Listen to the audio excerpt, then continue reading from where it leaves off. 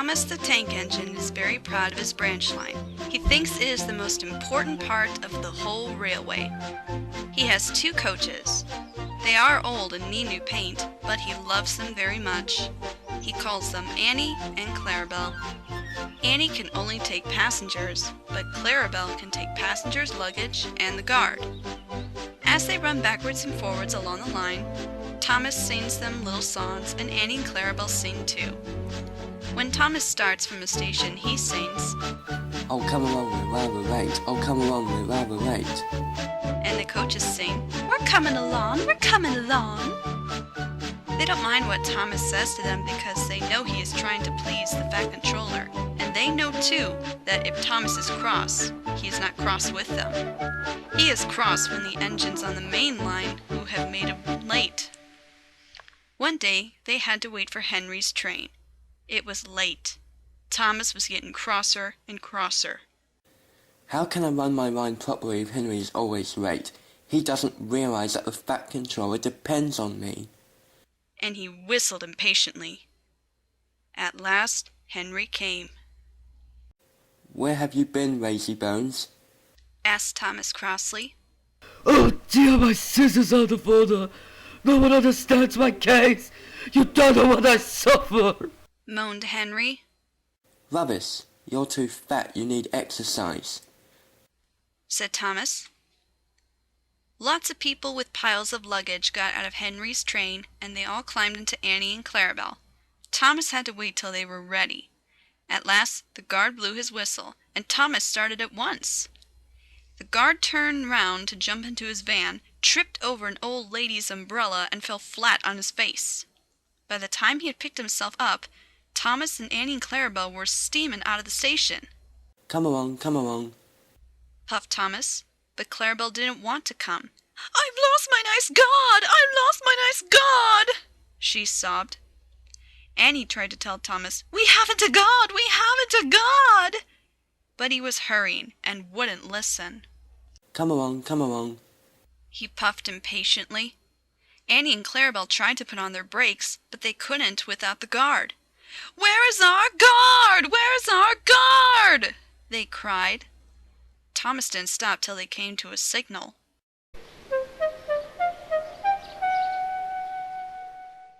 "Bother that signal," said Thomas. "What's the matter?" "I don't know. The guard will tell us in a minute," said his driver. They waited and waited, but the guard didn't come. "Beep, beep, beep, beep. Where is the guard?"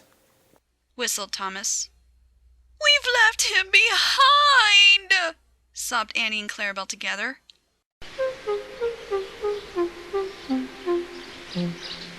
The driver, the fireman, and the passengers looked, and there was the guard running as fast as he could along the line with his flags in one hand and his whistle in the other. Everybody cheered him. He was very hot, so he sat down and had a drink, and told them all about it. "I'm very sorry, Mr. Guard," said Thomas. "It wasn't your fault, Thomas. It was the old lady's umbrella. Look, the signal is down. Let's make up for lost time." Annie and Clarabel were so pleased to have their guard again that they sang, "As fast as you like, as fast as you like," to Thomas all the way, and they reached the end of the line quicker than ever before.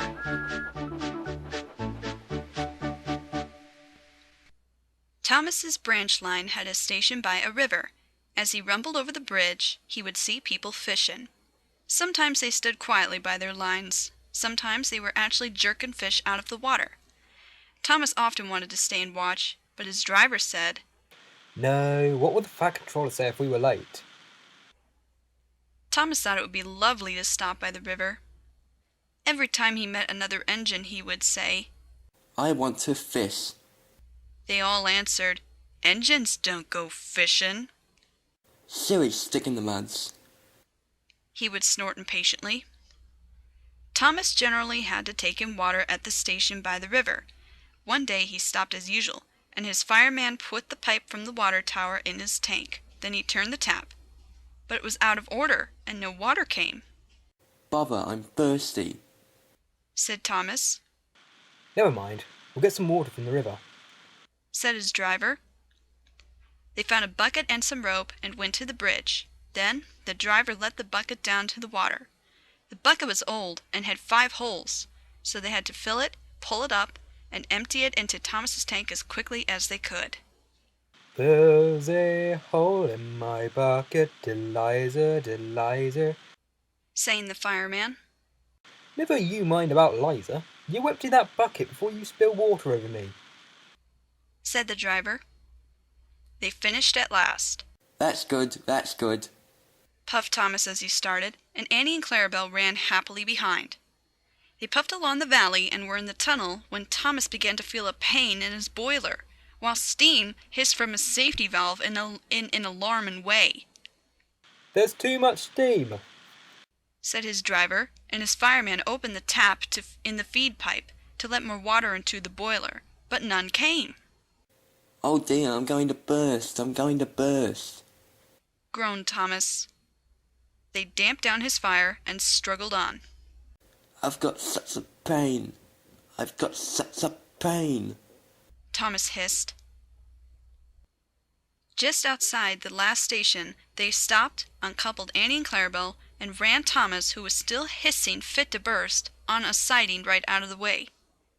Then while the guard telephoned for an engine inspector and the fireman was putting out the fire, the driver wrote notices in large letters, which he hung on Thomas in front and behind. Danger, keep away. Soon the inspector and the fat controller arrived. Cheer up, Thomas, we'll soon put you right, they said. The driver told them what had happened. So the feed pipe is blocked, said the inspector. I'll just look in the tanks. He climbed up and peered in, then he came down. Excuse me, sir, he said to the fat controller. Please look in the tank and tell me what you see. Certainly, Inspector. He clambered up, looked in, and nearly fell off in surprise. Inspector, he whispered. Can you see fish? Goodness gracious me! How did the fish get there, driver? Thomas's driver scratched his head. We must have fished them from the river. And he told them about the bucket. The fat controller laughed. Well, Thomas, so you and your driver have been fishing, but fish don't suit you, and we must get them out. So the driver and the fireman fetched rods and nets, and they all took turns at fishing in Thomas's tank, while the fat controller told them how to do it. When they had caught all the fish, the stationmaster gave them some potatoes, the driver borrowed a frying pan, while the fireman made a fire beside the line and did the cooking. Then they all had a lovely picnic supper of fish and chips. That was good, said the fat controller as he finished his share. But fish don't suit you, Thomas, so you mustn't do it again. No, sir, I won't, sir, said Thomas sadly. Indians don't go fishing. It's too uncomfortable.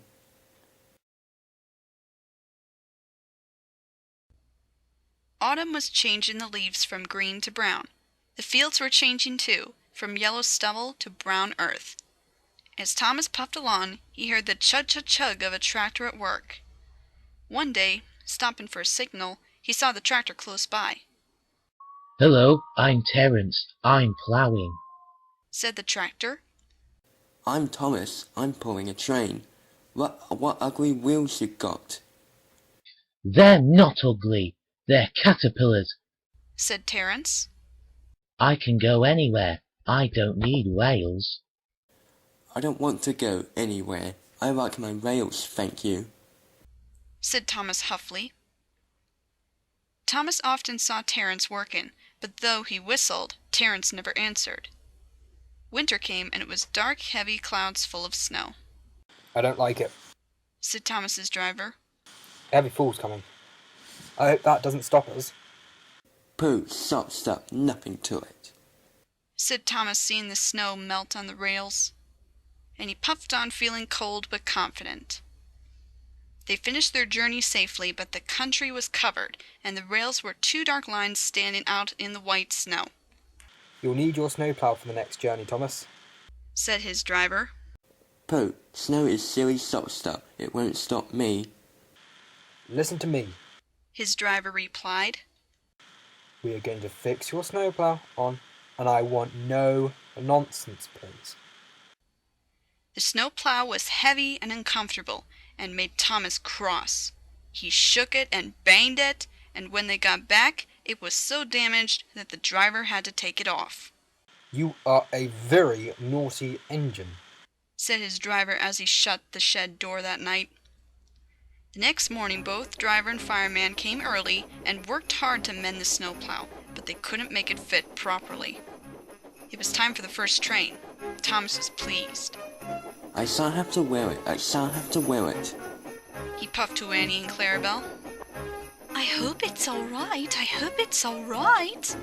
They whispered anxiously to each other. The driver was anxious too. not bad here, but sure to be deep in the valley. He said to the fireman. It was snowing again when Thomas started, but the rails were not covered. Silly stop-stop. I didn't need that stupid old thing yesterday, and I shan't today. Snow can't stop me. He puffed. And he rushed into the tunnel, thinking how clever he was. At the other end, he saw a heap of snow fallen from the sides of the cutting. Silly old snow. Said Thomas, and charged it. Cinders and ashes, I'm stuck. Said Thomas. Back, Thomas, back! Said his driver. Thomas tried, but his wheels spun and he couldn't move. More snow fell and piled up round him. The guard went back for help, while the driver, firemen, and passengers tried to dig the snow away. But as fast as they dug, more snow slipped down until Thomas was nearly buried. All my wheels and coupling rods. Said Thomas sadly. I heard I'll have to stay here till I'm frozen. What a silly engine I am. And Thomas began to cry.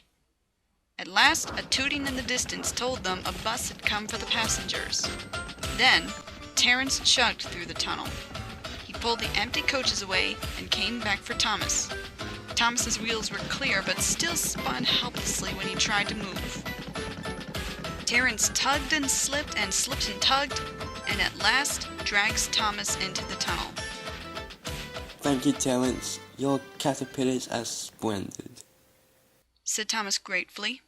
I hope you're sensible now, Thomas. Said his driver severely. I'll try. Said Thomas as he puffed home.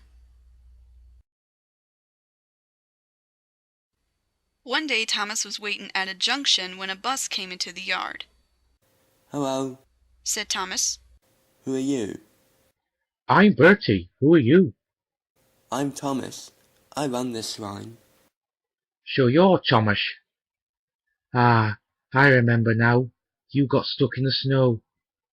I took your passengers, and Terence the tractor pulled you out.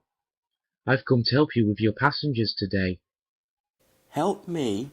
Said Thomas crossly, going bluer than ever and letting off steam. I can go faster than you. You can't. Said Bertie. I can. I'll race you. Their drivers agreed. The stationmaster said, Are you ready? Go! and they were off. Thomas never could go as fast as at first, and Bertie drew in front. Thomas was running well, but he did not hurry. Why don't you go fast? Why don't you go fast? Called Annie and Clarabel anxiously. Wait and see, wait and see. Hissed Thomas. He's a long way ahead, he's a long way ahead, they wailed. But Thomas didn't mind. He remembered the level crossing. There was Bertie fuming at the gates, while they sailed gaily through. Goodbye, Bertie. Called Thomas. The road left the railway and went through a village, so they couldn't see Bertie. They stopped at the station. Beep, beep, beep. Quickly, please. Called Thomas. Everybody got out quickly, the guard whistled, and off they went. Come along, come along. Sang Thomas. We're coming along, sang Annie and Clarabel. Hurry, hurry, hurry. Panted Thomas, looking straight ahead. Then he whistled shrilly in horror, for Bertie was crossing the bridge over the railway, tooting triumphantly on his horn. Oh, dearie me. Oh, dearie me. groaned Thomas. He's a long way in front, a long way in front, wailed Annie and Clarabel. Steady, Thomas. We'll beat Bertie yet, said his driver. We'll be Bertie yet, we'll be Bertie yet, echoed Annie and Clarabel. We'll do it, panted Thomas bravely. Oh, bother, there's a station. As he stopped, he heard a toot. Goodbye, Thomas. You must be tired. Sorry, I can't stop. We buses have to work, you know. Goodbye. The next station was by the river.